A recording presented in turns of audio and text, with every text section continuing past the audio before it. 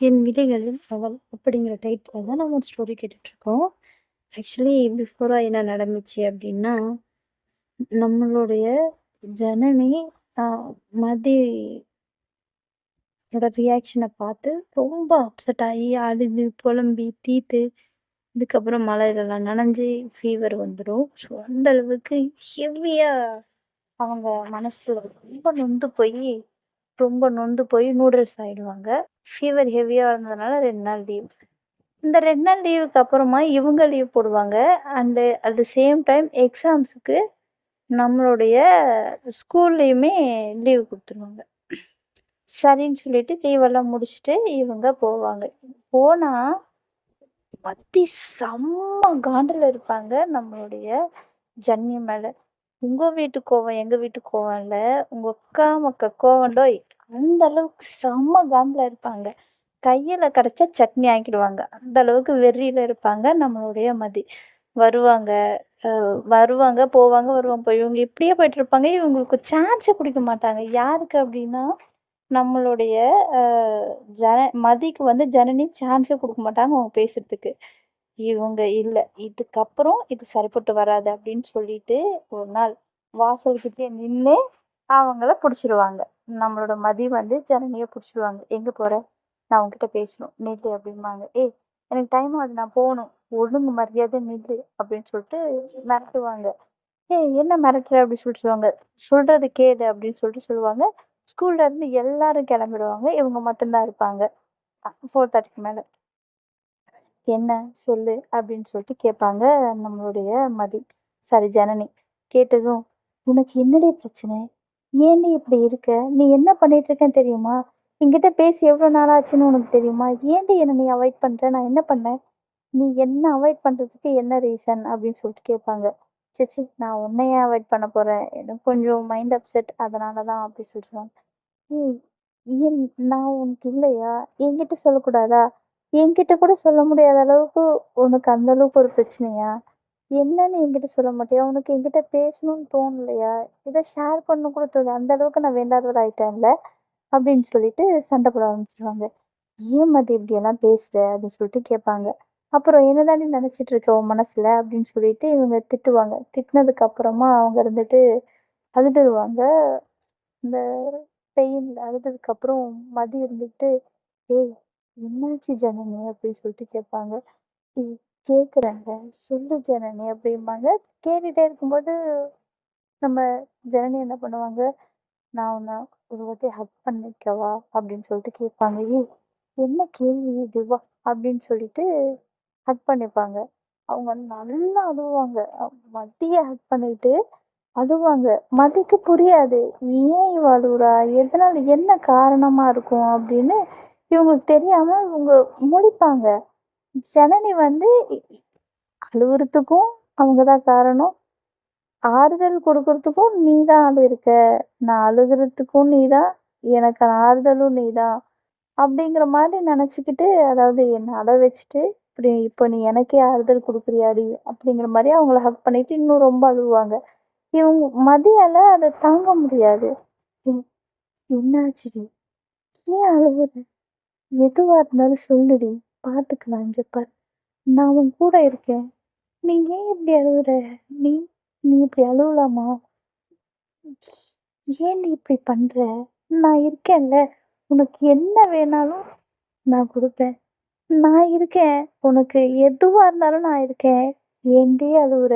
எதுவா இருந்தாலும் தயவு செஞ்சு சொல்லுடி ப்ளீஸ். இப்படி அழுகாத. எனக்கு ரொம்ப பயமா இருக்கு. கஷ்டமாவும் இருக்கு. ப்ளீஸ் ஜனனி" சொல்லிட்டு கெஞ்சுவாங்க நம்மளுடைய மதி.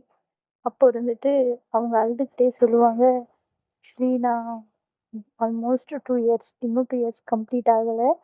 2 இயர்ஸ் ஆகப்போகுது. எனக்கு ஒரு பெர்சன ரொம்ப பிடிக்கும். அந்த பெர்சன் மேல இருந்தது எந்த மாரி ஃபீலிங்ன்னு எனக்கு தெரியல. பட் அந்த ஃபீலிங் எனக்கு ஒரு ஒரு ஸ்டேஜ்ல நான் ரியலைஸ் பண்ணேன்.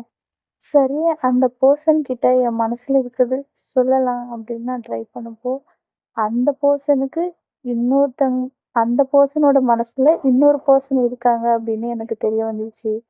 ஸோ அதுக்கப்புறம் நாம அவங்க கிட்ட பேசுறது கரெக்ட் இல்ல அப்படின்னு சொல்லிட்டு நான் விலகிட்டேன்" அப்படின்னு சொல்லிட்டு சொல்லுவாங்க. சரி, நல்ல விஷயம் தானே! அவங்க மனசுல வேற ஒருத்தங்க இருக்கும்போது, நம்ம விலகி நிக்கிறது தானடி சரி. அந்த இடத்துல நம்ம போய் நிக்கிறது தப்பு ஜனனி. அதான் உனக்கே புரியுதுல்ல, அப்புறம் என்ன? அப்படின்னு சொல்லிட்டு கேட்பாங்க. கரெக்ட்டு தான். நான் இந்த 2 வருஷத்துல எனக்கே தெரியாம அவங்க மேல நான் ரொம்ப பாசம் வச்சுட்டேன். அவங்க எனக்கு இல்ல அப்படிங்கிறது நான் அக்செப்ட் பண்ணிக்கிறேனே, மூளை அக்செப்ட் பண்ணிக்கிறதே தவிர, மனசு அக்செப்ட் பண்ணிக்க மாட்டேங்குது. இருந்தாலும் அவங்க கூட நான் பேச, பழக ட்ரை பண்ணேன். ஆனா, அந்த பெர்சன் மனசுல யார் இருக்காங்களோ, அந்த பெர்சன் அவங்க 2 பேரும் ஒண்ணா சேர்ந்துட்டாங்க. அத பார்க்கும்போது ஒரு பக்கம் சந்தோஷமா இருந்தாலும், ஒரு பக்கம் ரொம்ப கஷ்டமா இருக்கு. ம். மனசு அத ஏத்துக்க மாட்டேங்குது. உனக்கானவ இல்ல. உனக்கானவங்க இல்ல அவங்க அப்படின்னு சொல்லும்போது ரொம்ப கஷ்டமா இருக்கு. அந்த பெயின் என்னால தாங்க முடியல. அதனால தான் அப்படின்னு சொல்லிட்டு சொல்லுவாங்க. ஏய்! உன்ன ஒரு பெர்சன் விட்டுட்டு போறாங்க அப்படின்னா, அவங்க தான் இருக்கிறதுலயே அன்லக்கி பெர்சன். அது ஏன் உனக்கு புரிய மாட்டேங்குது அப்படி சொல்லி சொல்லுவாங்க. ஏய் இல்ல. உண்மையாலுமே அவங்க லக்கி தான். நான் தான் அன்லக்கி பெர்சன். அதனால தான் அந்த பெர்சன் என் லைஃப்ப விட்டு போயிட்டாங்க. ஒருவேள நான் லக்கியா இருந்திருந்தா அவங்க எனக்கு கிடைச்சிருப்பாங்க. சி அவங்க ஒருத்தவங்களோட லைஃப்ல போறாங்கன்னா, அந்த பெர்சன் உண்மையாலுமே ரொம்ப, ரொம்ப குடுத்து வச்சவங்க. இந்த உலகத்திலேயே அவங்க தான் ரொம்ப லக்கி பெர்சன். உங்கள தவிர வேற யாருமே இல்ல. நான்லாம் அந்த அளவுக்கு எல்லாம் இல்ல மதி. நான்லாம் சும்மா அப்படின்னு சொல்லிட்டு சொல்லுவாங்க. "ஏய் என்னடி பேசுற? உ உன்ன தூரமா இருந்து பார்க்கும்போது யாருக்கும் தெரியாதுடி. உன் பக்கத்துல இருந்து பார்த்தா தான் தெரியும். நீ யாரு அப்படிங்கிறது. நான் உன்ன இத்தன வருஷமா பார்த்துட்டு இருக்கேனே எனக்கு தெரியாதா? நீ எப்படிப்பட்டவ அப்படின்ட்டு. உன் மனசு எவ்வளோ தங்கம்னு எனக்கு தெரியாதா? இங்க பார் உனக்கு புரியுதுல்ல? உன் மூளைக்கு புரிஞ்ச ஒரு விஷயத்த உன் மனசுக்கு சொல்லி புரிய வை. கண்டிப்பா அது ஏத்துக்கும். ஏன்னா, நீ சொல்ற விதத்துல தான் இருக்கு. உன் மனசு கண்டிப்பா உன் பேச்ச கேட்கும். நீ ட்ரை பண்ணு அப்படின்னு சொல்லிட்டு மதி சொல்லுவாங்க. இல்லடி நான் அதுகிட்ட சொல்லியிருக்கேன். பட் அது இன்னும் ரெக்கவர் ஆகி வரமாட்டேங்குது அப்படின்னு சொல்லிட்டு சொல்லுவாங்க. எல்லாம் சரியாயிடும். டோன்ட் வரி அப்படின்னு சொல்லிட்டு மறுபடியும் அவங்கள ஹக் பண்ணி சமாதானம் பண்ணுவாங்க. அந்த பூ சமாதானம் பண்ணிட்டு கேட்பாங்க. ஆமா, யார் அந்த அன்லக்கி பெர்சன் அப்படின்னு சொல்லிட்டு கேட்பாங்க. ஏய்! அப்படி சொல்லாத அப்படின்னு சொல்லி சொல்லுவாங்க. நான் தான் அன்லக்கி அவங்க கிடையாது. சரி, சரி, சரி. ஓகே. உனக்கு வேணா எனக்கு வேணும். யார் அந்த பெர்சன் அப்படின்னு சொல்லிட்டு கேட்பாங்க. ஒரு வேளை சக்சஸ் ஆயிருந்தா கண்டிப்பா நான் சொல்லியிருப்பேன். இது சொல்றதுனால ஒரு யூஸும் இல்ல. பட் அதனால அவங்களோட நேமும் ஸ்பாயில் ஆகும். எனக்கு அதுலயும் விருப்பம் இல்ல. ஸோ இது இப்ப வரைக்கும் யாருக்கும் தெரியாது. இதுக்கப்புறமும் யாருக்கும் தெரியாமலே இருந்துட்டோம். அத நான் தெரியப்படுத்தவும் விரும்பல மதி. உனக்கும் அது தெரிய வேணாம். விட்டுரு. அது முடிஞ்சு போனது முடிஞ்சு போனதாவே இருக்கட்டும். எனக்குள்ள தோணுனதாவே இருக்கட்டும் அப்படின்னு சொல்லிட்டு அவங்க சொல்லுவாங்க. என்கிட்ட கூட சொல்ல மாட்டியா? அப்படின்னு சொல்லிட்டு கேட்பாங்க. உன்கிட்ட சொல்லக்கூடாதுன்னு இல்ல. நான் தான் சொல்றேன்ல. சக்சஸ் ஆயிருந்தா கண்டிப்பா உன்கிட்ட சொல்லியிருப்பேன். சக்சஸ் ஆகலல்ல. அப்புறம் சொல்றதுனால அவங்களுக்கோ, இல்ல எனக்கோ, இல்ல அந்த இன்னொரு பெர்சனுக்கோ ஏதாவது ப்ராப்ளம் வந்துச்சு அப்படின்னா, வேணாமே அப்படின்னு சொல்லிட்டு சொல்லுவாங்க. சரி, அதுக்காக நீ ஏன் என்கிட்ட இருந்து டிஸ்டன்ஸ் மெயின்டெயின் பண்ற? ப்ளீஸ். நீ என் கூட டிஸ்டன்ஸ் வச்சுக்காத. நீ என் கூட மெயின்டெயின் பண்ற ஒவ்வொரு டிஸ்டன்ஸும் எனக்கு அவ்ளோ பெயின்ஃபுல்லா இருக்கு. உன்னோடைய பிரிவு என்னால ஏத்துக்க முடியல. எனக்கு ரொம்ப கஷ்டமா இருக்கு. ப்ளீஸ் டி என்னை விட்டு போகாத. என் கூடயே இரு. எதுவா இருந்தாலும் அப்படின்னு சொல்லிட்டு இவங்க சொல்லுவாங்க. நான் ட்ரை பண்றேன். கொஞ்சம் என்ன தனியா விட்டு, நானே சரியா போயிடுவேன் அப்படின்னு சொல்லிட்டு சொல்லுவாங்க.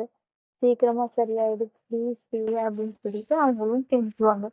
சரி ஓகே அப்படின்னு சொல்லிட்டு வீட்டுக்கு போவாங்க. வீட்டுக்கு போனா, மறுபடியும் அழு அழு அழு அழுன்னு அழுவாங்க. அப்போ முடிவு பண்ணிடுவாங்க. ஏன்னா அவங்க ஹக் பண்ணது எல்லாம் ஞாபகத்துல வந்ததுக்கப்புறம், இல்ல இனிமேல் மதி இருக்கிற பக்கம் தல வச்சு கூட படுக்கக்கூடாது. பக்கம் திரும்பி கூட பார்க்கக்கூடாது ஜனனி. தயவு செஞ்சு புரிஞ்சுக்கோ. உனக்கு எந்த அளவுக்கு உனக்கு புடிச்சவங்க உனக்கு முக்கியமோ, அத விட பல மடங்கு உனக்கு நீ முக்கியம். தயவு செஞ்சு நீ அவ இருக்கிற பக்கம் எட்டி கூட பார்க்கக்கூடாது அப்படின்னு அகைன் அவங்க மனசுல வந்து டிசைட் பண்ணிடுவாங்க. ஸோ அந்த வெறியில இவங்க அவங்க மேல இருக்கிற கோவம், ஆக்கம் எல்லாத்தையும் சேர்த்து அவங்கள விட்டு தூரமா பிரியணும் அப்படிங்கிற ஒரு எண்ணத்துல வெறித்தனமா படிக்க ஆரம்பிப்பாங்க. படிக்கிறது, படிக்கிறது, படிக்கிறது, படிக்கிறது, படிக்கிறது, படிக்கிறது தான். சரியா தூங்க மாட்டாங்க, சரியா சாப்பிட மாட்டாங்க. ஆனா படிக்கிறத மட்டும் விடவே மாட்டாங்க. அப்படி படிப்பாங்க. படிப்பாங்க, கிளாஸ் போவாங்க, உடனே எந்திச்சு வந்துருவாங்க. அகைன் வந்து மதி வந்து, "இவ என்ன அன்னைக்கு அவ்வளோ தூரம் பேசினதுக்கு அப்புறமும் இப்படியே இருக்கா?" அப்படின்னு சொல்லிட்டு, "இல்ல இவகிட்ட மறுபடியும் நம்ம பேசணும்" அப்படின்னு சொல்லிட்டு ஃபீல் பண்ணுவாங்க. ஆனா எக்ஸாம் ஸ்டார்ட் ஆயிடும். Final exam. 12th public exam வந்துரும். ஸோ இவங்களுக்கும் பார்த்தீங்கன்னா டைம் இருக்காது. அவங்க கிட்ட கன்வின்ஸ் பண்ற அளவுக்கு டைம் இருக்காது. ஏன்னா அவங்க கையில கிடைக்க மாட்டேங்கிறாங்களே. ஸோ அவங்க போயிடுவாங்க. இவங்களுக்கும் ஜனனி மேல கோவம். நம்ம அன்னைக்கு அவ்ளோ தூரம் சொல்லியும், நம்மகிட்ட வந்து இந்த டிஸ்டன்ஸ் மெயின்டெயின் பண்றா இல்ல அப்படின்னு சொல்லிட்டு அவங்க மேலயே செம்ம காண்டுல இருப்பாங்க. இவங்களும் காண்டா இருப்பாங்க, அவங்களும் காண்டா இருப்பாங்க. 2 பேருமே பேசிக்க மாட்டாங்க. ஆனா ஒவ்வொரு டைமுமே மதி வந்து அவங்க கிட்ட பேச ட்ரை பண்ணுவாங்க. நெறைய ட்ரை பண்ணுவாங்க.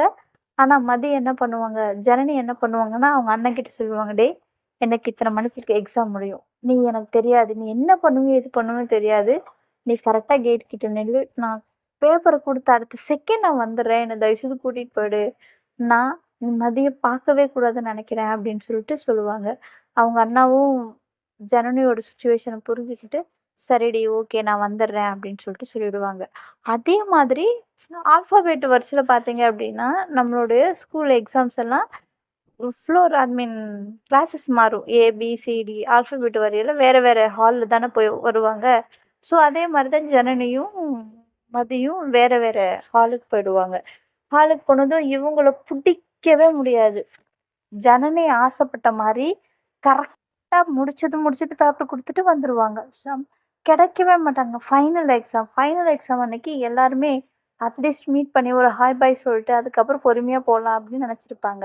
ஆனா, அதுலயும் இவங்க இருக்கக்கூடாதுன்னு முடிவு பண்ணியிருப்பாங்க. அப்போ ஜன் இவங்களுக்கு முன்னாடி மதி ஃபிக்ஸ் ஆயிடுவாங்க. ஓகே. இவ இந்த வாட்டி நம்மள விட்டு எஸ்கேப் ஆயிடுவா. ஸோ இவள எப்படியாவது மீட் பண்ணியே ஆகணும் அப்படின்னு சொல்லிட்டு, இவங்க எந்த அளவுக்கு ஒரு அந்த எக்ஸாம் ஃபாஸ்ட்டா எழுத முடியுமோ, அந்த அளவுக்கு ஃபாஸ்ட்டா எழுதிட்டு, இவங்களோட ஹாலுக்கு முன்னாடி வந்து நின்னுடுவாங்க. ஆனா, நம்மாளு அத விட பயங்கரம். அவங்க எந்த அளவுக்கு ஃபாஸ்ட்டா எழுத முடியுமோ, அந்த அளவுக்கு ஃபாஸ்ட்டா எழுதிட்டு, நேரா அவங்க அண்ணன் கிட்ட போயிடுவாங்க. இவங்க வந்து ஓகே. கிளாஸ் ரூம் எட்டி பார்த்துட்டு, ஓகே இல்ல போயிட்டா அப்படின்னு சொல்லிட்டு அங்கருந்து ரொம்ப ஃபாஸ்ட்டா வருவாங்க. கரெக்ட்டா இவங்க பைக் மேல ஏறி உட்காருவாங்க. மதி வந்து புடிச்சிடுவாங்க. "ஏய் இறங்கு" அப்படின்னு சொல்லுவாங்க. "ஏய் இல்ல மதி நான் கொஞ்சம் வேலை இருக்கு நான் போகணும்" அப்படின்னு சொல்லுவாங்க. "ஏய் இன்னைக்கு தான் நம்ம ஸ்கூலோட லாஸ்ட் டே. இன்னைக்கு என்ன எங்க போற? இறங்கு" அப்படின்னு சொல்லுவாங்க. அப்போ உடனே அவங்க அண்ணா வந்துட்டு, "மதி சொன்னா கேளு மதி. நான் அவள கூட்டு போறேன். அவளுக்கு கொஞ்சம் வேலை இருக்கு" அப்படின்னு சொல்லுவாங்க. "எதுவா இருந்தாலும் 2 ஹவர்ஸ்க்கு அப்புறம் தான் நான் அவள அனுப்ப முடியும். இப்ப அனுப்ப முடியாது. என்ன பண்றீங்களோ பண்ணிக்கோங்க" அப்படின்னு சொல்லுவாங்க. அவங்க அண்ணா வந்து உடனே ஜன்னியோட ஃபேஸ் பார்ப்பாங்க. என்ன இவ இப்படியெல்லாம் பேச மாட்டாளே! ரொம்ப ரூடா பேசுவாங்க. இப்படியெல்லாம் பேச மாட்டாங்கன்ட்டு, "ஏய் இறங்குடி" அப்படின்னு சொல்லிட்டு சொல்லுவாங்க. "சரிண்ணா நீ போ" அப்படின்னு சொல்லிட்டு அவங்க கூட்டிட்டு கைய புடிச்சு அப்படியே தரன்னு இழுத்துட்டு வருவாங்க. "ஏய் வா" அப்படின்னு சொல்லிட்டு புடிச்சு இழுத்துட்டு வருவாங்க. எக்ஸாம் எல்லாம் முடிச்சுட்டு அவங்க போயிடுவாங்க. உடனே அவங்கள கூட்டிட்டு போய் அகைன் அந்த ஹால்குள்ள விட்டு, "என்னதாண்டி உன் பிரச்சனை? என்னதாண்டி நெனச்சிட்டு இருக்க? ஏன்டி நீ இப்படி இருக்க?" அப்படின்னு சொல்லிட்டு மறுபடியும் காச்சு மூச்சுன்னு கத்த ஆரம்பிச்சுருவாங்க மதி. அப்போ மறுபடியும் உடனே ஜன்னல் நின்னுட்டு, "இங்க பாரு, ஒண்ணும் இல்ல. எனக்கு கொஞ்சம் ஸ்பேஸ் தேவைப்பட்டுச்சு. ஸோ தனியா இருக்கணும்னு ஆசைப்பட்டேன். அதனால" அப்படின்னு சொல்லுவாங்க. இவங்களுக்கு பயங்கர கோவம் வந்துரும். "ஆ அவ்வளோதான் இல்ல. நம்மளோட ஃப்ரெண்ட்ஷிப் அவ்வளோதான் இல்ல. சும்மா 2 வருஷம் ஒண்ணா சேர்ந்து படிச்சோம். அப்படிதான் இல்ல? மத்தபடி உனக்கு நான்னா உனக்கு அவ்வளோதான்.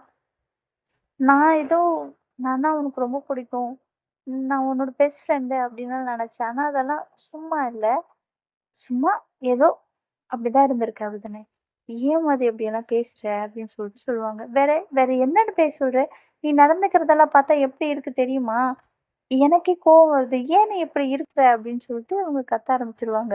அப்போ ஜனனி இருந்துகிட்டு உங்களுக்கு கொஞ்சமா கூல் பண்ணி ப்ளீஸ் ரிலாக்ஸ். சொன்னா கேளு அப்படின்னு சொல்லுவாங்க. என்ன சொல்லணும்? என்ன கேட்கணும்? அப்படின்னு சொல்லுவாங்க. ஆக்சுவலி சாரி அப்படின்னு சொல்லுவாங்க. எதுக்கு சாரி? அப்படிம்பாங்க.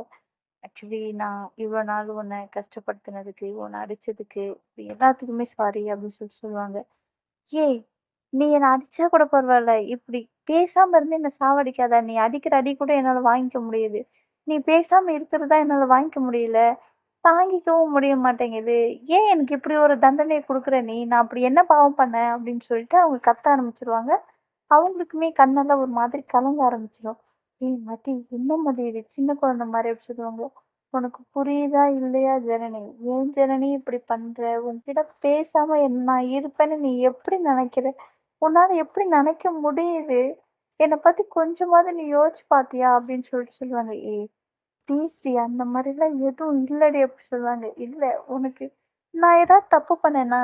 இல்ல நான் பண்ணது ஏதாவது உனக்கு பிடிக்கலையா? எதுவா இருந்தாலும் சொல்லு. நான் என்ன மாத்திக்கிறேன். ப்ளீஸ் நீ இப்படி இருக்காத" அப்படின்னு சொல்லிட்டு கெஞ்ச ஆரம்பிப்பாங்க. 2 பேரும் ரொம்ப ஃபீல் பண்ணுவாங்க. அப்போ உடனே, "ஏய் இப்படியெல்லாம் இல்ல மதி. ஏன் மதி இப்படி பண்ற?" அப்படின்னு சொல்லிட்டு சொல்லுவாங்க.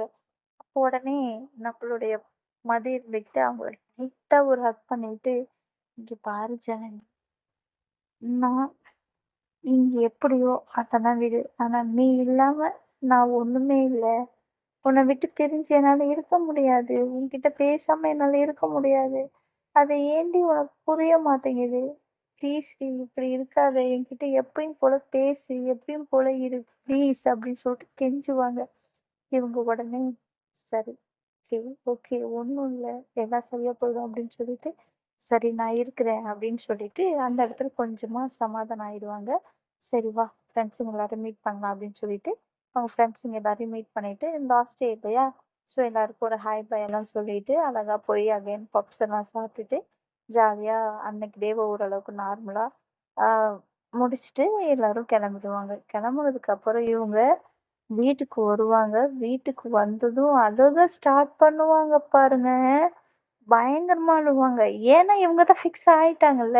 மதிக்கிட்ட எதுவும் சொல்ல மாட்டாங்க. எக்ஸாம் முடிச்சுட்டு அடுத்து என்ன பண்ணா அவங்க அண்ணாகிட்ட ஆல்ரெடி சொல்லியிருப்பாங்க இல்லையா? நான் ரொம்ப தூரமா போகணும் அப்டின்ட்டு. ஸோ அதையெல்லாம் யோசிச்சு பார்த்துட்டு இங்கேருந்து எப்படியா போகணும். இதுக்கப்புறம் நான் மதிய பார்க்கவே முடியாது அப்படிங்கிற மாரி இவங்களுமே ரொம்ப மிஸ் பண்ணுவாங்க மதிய. ஸோ எல்லாத்தையும் நெனச்சு பயங்கரமா ஃபீல் பண்ணுவாங்க. அப்போ அவங்க நெனப்பாங்க, "என்ன இப்படி இருக்கோம்? இவள நான் இனி பார்க்க முடியாது போலயே! பார்க்காம இருக்கிறதே நல்லது" அப்படின்னு சொல்லிட்டு அங்கருந்து நேரா அவங்க பால்கனிக்கு வருவாங்க. பால்கனிக்கு வந்துட்டு அழுதுகிட்டு வானத்த பார்த்துட்டு சைலண்டா தனியா உட்காந்துட்டு இருப்பாங்க. அப்போ அந்த நிலா கிட்ட பேசிட்டு இருப்பாங்க இவங்க. "அன்னைக்கு அவ கண்ணுல தொடங்குன என்னோட காதல இன்னைக்கு நான் கண்ணீரோட முடிச்சுக்கிறேன்.